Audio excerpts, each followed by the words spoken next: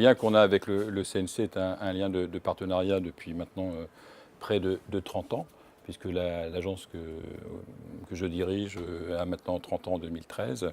Et c'est vrai que l'agence a été créée c'est une association, donc a été créée par des réalisateurs, par des professionnels qui voulaient lutter contre la mort annoncée du film de court-métrage en tant qu'œuvre dans les salles de cinéma. Et dès le départ, dès qu'on a eu cette idée, donc dans les années 83, dès le départ, on a eu le soutien du CNC et aussi du ministère de la Culture qui ont cru très rapidement à notre idée qui était d'être le trait d'union entre ceux qui font des films et ceux qui veulent les montrer. Et depuis maintenant près de 30 ans, le CNC nous accompagne, pas simplement d'un point de vue financier, mais aussi d'un point de vue de détermination ensemble des grands objectifs et des grandes orientations politiques pour faire en sorte que le film court retrouve ses lettres de noblesse et sa place naturelle, que ce soit sur tous les écrans, que ce soit les grands écrans des salles de cinéma, avec les festivals, les salles de cinéma art et essai, mais aussi les petits écrans, que ce soit les écrans de portable, les écrans de télévision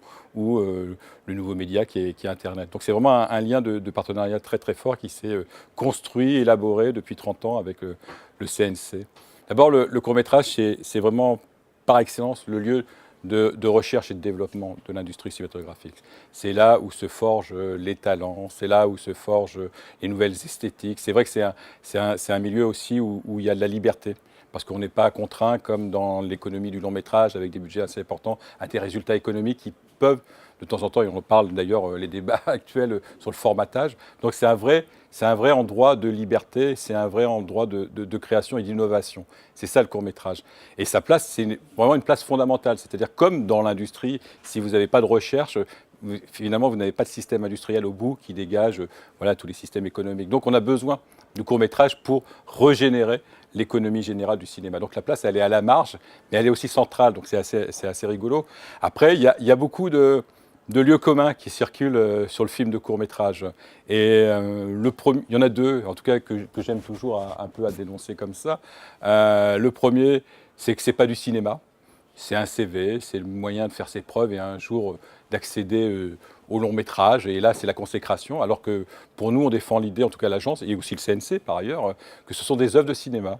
Et même si je voulais être un peu provocateur, je pourrais dire, peu importe que les films, que les réalisateurs passent au long métrage, pour moi, ils sont cinéastes dans l'ici et maintenant.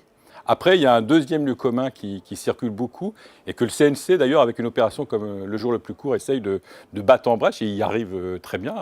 Et nous, on participe en tant que partenaire à cette opération, c'est qu'il n'est pas diffusé. Tout ça parce qu'il n'est pas diffusé dans le modèle, je dirais, M. Gardet parlait de modèle unique, de pensée unique, dans un modèle qui est le modèle de la distribution classique. Le mercredi, la sortie, les médias en parlent, il y a le box-office, etc., etc. Nous, on a inventé d'autres modèles, qui sont le modèle qui s'appuie sur des réseaux de salles de cinéma à essai, mais ce n'est pas forcément le mercredi, des festivals, des salles de télévision, des associations, des dispositifs d'éducation au cinéma. Et tout d'un coup, on pourrait dire qu'aujourd'hui, et le CNC a tendance maintenant à le prouver avec des chiffres qu'ils mettent en place, et au prochain festival de Clermont-Ferrand, il y a un observatoire, des fois, les films, il y a du monde.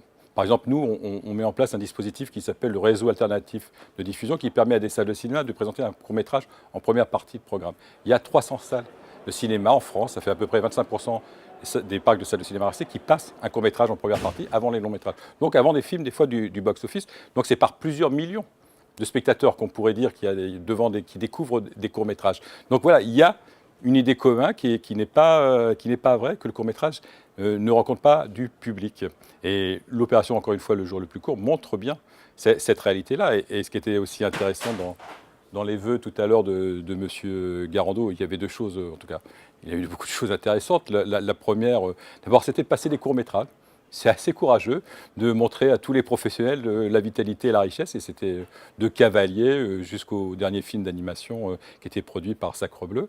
Donc ça, c'était déjà bien. Et puis, il a parlé aussi du court-métrage en première partie de programme. De dire qu'il faudrait que les films de long soient un peu moins longs pour passer. Donc je trouvais que c'était une façon assez à droite de rebondir, de poser et de problématiser un problème qui est pour moi important. C'est qu'il faut qu'aujourd'hui, le court-métrage retrouve entièrement et pleinement sa place, même si elle l'a déjà, dans toutes les salles de cinéma en France.